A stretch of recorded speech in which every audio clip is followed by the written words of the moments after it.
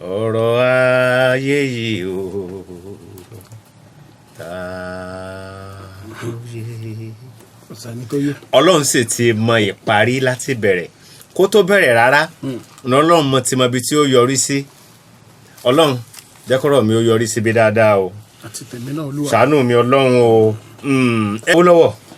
Mo kí yín. O rí kó sórí ẹrù. Bẹ́ẹ̀ni. Níní owó ó ní ìlànà àtẹ̀lé. Níní owó. Bẹ́ẹ̀ni ohun tèmi gbé dání nìyẹn wípé tó bá follow process because money making is a process. Process bí àgbẹ̀ tó gbin èrè oko ó ní iye ọjọ́ ọ̀sẹ̀ oṣù tó máa lò kó tó di pé ó máa harvest. Process yẹn náà ni adìyẹ ló fi ń sàbálẹ̀ ẹyin tiẹ̀ kó tó di pé ẹyin máa di ọmọ. Adìyẹ ò lè yẹ ẹyin sìn kankan lọ fọ ẹni bá fọ ó fẹ́ dín jẹ ni. Káì. Nítorí pé ó ní ìlànà àtẹ̀lé kó tó dọmọ. So ẹni tó bá fẹ́ grow adìyẹ tó fẹ́ yé tó fẹ́ sọ dọmọ ó gbọ́dọ̀ tẹ̀lé ìlànà adìyẹ yẹn gangan. Nítorí ó ti ní iye ọjọ́ tó máa lò lórí àbá. Time tó wà lórí àbá yẹn process ni. Process náà ni ọmọ tá a bí lánàá. Ẹ̀sà ọmọ yẹn ó ní iye oṣù tó máa lò tó yẹ pé bẹ́ẹ̀ bá ṣe fi ẹ̀yìn ẹ̀ sùn báyìí bó ṣe máa wà náà nìyẹn tó bá yá fúnra ẹ̀ ló máa yí. Lónìí ó ní iye ọdún tó gbarú wa náà tá a fi débi tá a dé lónìí. Process ni níbo ni gbogbo egungun ọwọ́ wa yẹn níbo ló wà. Egungun ẹsẹ̀ tá a fi wá ga débi tá a dé lónìí process ni. Bẹ́ẹ̀ náà ni níní owó ẹ̀dá náà ṣe rí. Àgbẹ̀ tó jẹ́ oní nǹkan ọ̀sìn process ni kó tó di títà torí ó gbọ́dọ̀ bọ àwọn tó fẹ́ pa tó fẹ́ sin adìyẹ fún Easter ń sìn wọ́n ti ń sìn bọ̀ láti oṣù 3-4 sẹ́yìn. Bẹ́ẹ̀ náà ni níní owó ẹ̀dá ṣe rí. So ẹni tó bá ń kánjú tó fẹ́ kánjú lówó mo fẹ́ ṣe online mo gbọ́ pé wọ́n máa ń ṣe akàn máa ń rówó he lé online o iṣẹ́ là ń ṣe ń bẹ̀. So tó bá ń kánjú láti lówó má send the message sí mi.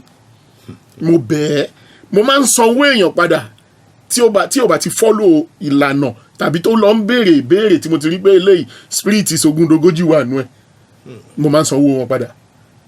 So owó ẹ̀kọ́ ni mo fẹ́ fi là o àmọ́ mo fẹ́ kọrúkọ mi sínú ìwé ìròyìn ayé ẹ̀ látara kíni látara nǹkan tó mọ̀ ọ́ ṣe lójoojúmọ́ yẹn fídíò tó mọ̀ ọ́ wò lórí Facebook, YouTube, Instagram, TikTok, Telegram gbogbo àwọn nǹkan bẹ́ẹ̀ yẹn fídíò tó mọ̀ ọ́ wò yẹn èèlò ló ti mú wọlé.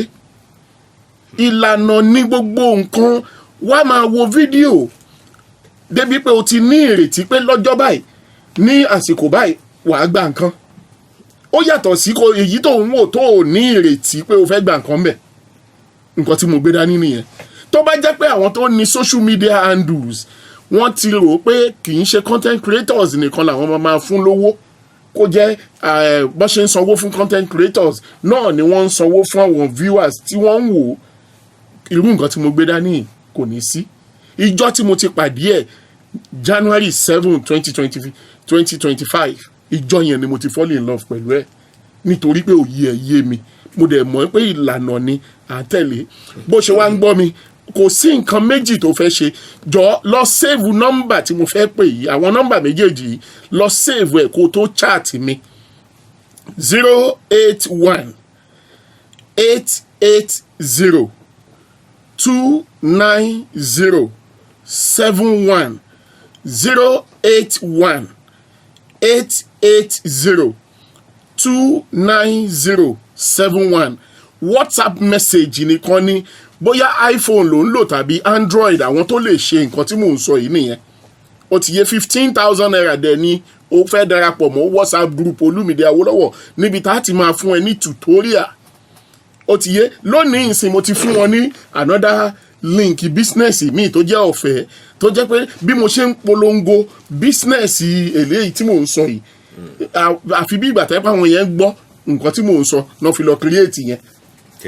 Fídíò náà là ń wò ìṣẹ́jú àáyá 7 seconds 5 seconds 15 seconds 27 seconds làwọn fídíò yẹn 081 880 290 71 ìkànnì yẹn. ìkejì ní 08033596070. má pè mí lórí nọ́mbà yẹn jọ 080 33 59 6070. 6070.